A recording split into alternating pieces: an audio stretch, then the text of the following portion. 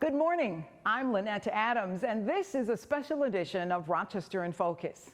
Coming up on the program today, we will hear from the three Democratic candidates facing off in a primary election June 24th for Rochester mayor. They appear on this program in the order in which we spoke with them, starting with incumbent Mayor Malik Evans, who is finishing up his first term. He points to what he considers a record of success. Over the past 3.5 years, he says shootings and other crime has come down.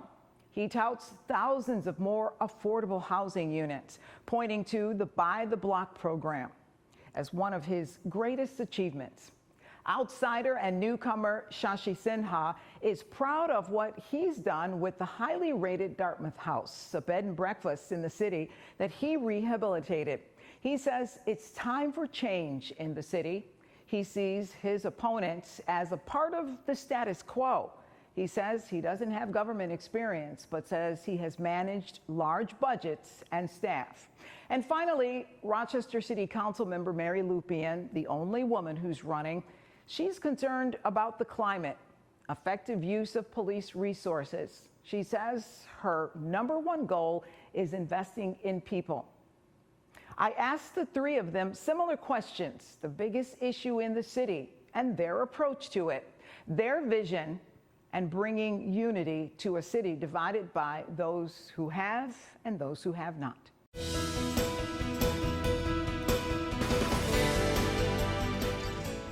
We are talking with the candidates for mayor for 2025, the mayoral race, starting with our incumbent Democratic Mayor Malik Evans. Thank you for being here today. Good to be here. Thanks for having me on.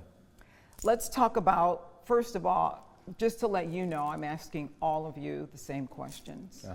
So let's start with what you see as Rochester's most pressing issue and how you will tackle it in the next 4 years. Well, I think we have a lot of pressing issues and a lot of them that need to be tackled. But I say one of the ones that is often hidden in Rochester and the region is our opioid issue. You hear a lot about gun violence, and we've really zeroed in on that. I launched the Mayor's Office of Violence Prevention, which is zeroed in on gun violence. Rochester led the nation 2 years ago in terms of reductions in shootings this past year, down 53%. So we've done some great work as it relates to gun violence in the city through the Mayor's Office of Violence Prevention and through our process of prevention, intervention, and suppression. But an issue that still is a major challenge in our community, it doesn't get a lot of attention because it's hidden, is our opioid epidemic, which is far and wide, not just in Rochester, but also in the broader community. And it's why I launched our Neighborhood Ambassador Program, why we have an opioid task force and steering committee. We are still losing way too many people to the opioid epidemic. And that is a major, major issue that we have to make sure that we, that we work on. Another issue, it will continue to be an issue for years to come, is housing. It's why Rochester, again, is a leader in terms of new housing development. Rochester is the only city currently that is partnering with the private sector to build single-family homes. We know that there are people who have been waiting for years to be able to get into a single-family home, and through our Buy the Block program, but also through our partnerships with organizations like First Genesis and Rochester Housing Partnership, we said, let's work together to build as much as we can. And it's why in the last 3.5 years, we've built close to 5,000 new affordable and market rate housing units. So those are still important issues that will be important. And then the last one I'll say that is extremely, extremely important is mental health. Mental health is absolutely critical. I think it's up there. It leads to a lot of the violence. It leads to a lot of the opioid addiction. And it's why we've expanded our mental health offerings, expanded the person in crisis team, why we've expanded mental health supports in both our centers as well as in our libraries, because we think that mental health is also at the foundation of what we see in terms of a lot of the challenges that people have in our community. Let's talk about your vision. What is your vision for the next 4 years? A safe, equitable, prosperous Rochester is the vision.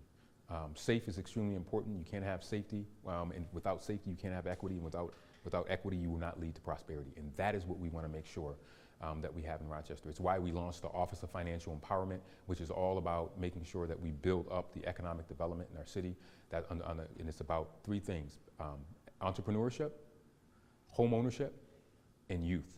And that's why we're launching this fall, we're launching our Future Fund account, which will give every single kindergartner in the city of Rochester starting this fall a savings account that they will be able to carry through their high school years. It's why we're continuing with our Buy the Block program to build houses in redline neighborhoods where people have been left out, left behind, and not been able to get into the system.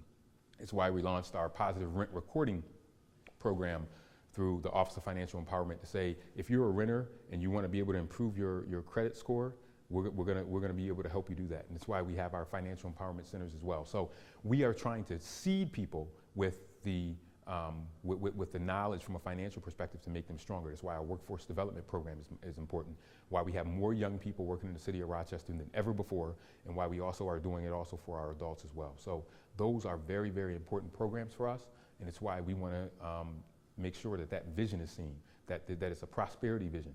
Because if you're going to bring down poverty, you have to give people opportunity. And you can't have opportunity if you don't create the conditions for it. And that's what we want to be able to do. And we know that if someone wants to be able to be a business owner, the city of Rochester, we want to be able to help them do that. And we've done that through our Office of Financial Empowerment as well, through our Prosperous 50 program, which takes business owners and gives them the tools to be able to expand their business. And my final question is, you talk about unity. I know you talked about it in your State of the City. How do you go about bringing unity to the city of Rochester? I've heard it said over many years, there are two Rochesters, the haves and the have-nots. How do you unify those two and every other group in Rochester? You have to bring people together, and you have to go to the places where people feel disconnected and left out. So when we're building this new Interloop project, for example, $200 million project, you have to go to the neighborhoods of people who feel shut out and feel left out and bring them into the process. It's why our Rochester University is so very important. It's why our Neighborhood Ambassador program is so important. It's why our Neighbors in Action program that we just launched, this innovative program, 47 community-based organizations with neighborhood people who are grassroots on the ground, bringing them into the conversation so they know that they have a role and a voice to play in the city. You cannot do that if you don't go to where the people are. It's why I do my Buy the Block Mayor on the Block once a month, where I'm in a neighborhood with no cameras, nobody else, but I'm getting knowledge, I'm getting information from people, and I'm giving them the opportunity to say, you can be a part of Rochester, and that we have an obligation to make sure that we bring things to you, and that we don't expect you to come to City Hall, but that we bring City Hall to you. And that is what we have to do as a community to help bring that unity together. And then remind people that there is more. You know, I lost Victor Saunders this week, and one of the things I know that was a reminder to me, because he was so beloved, is that we have more in common than differences. And let's focus on our commonalities and agree to disagree on the things that we might disagree on, but there is more that brings us together as a city than the things that divide us. And I think that that's what we have to do, and that's what I've tried to do as a leader over the last 3.5 years. Mayor, thank you so much. Thank you for your having me. time. We'll be right back.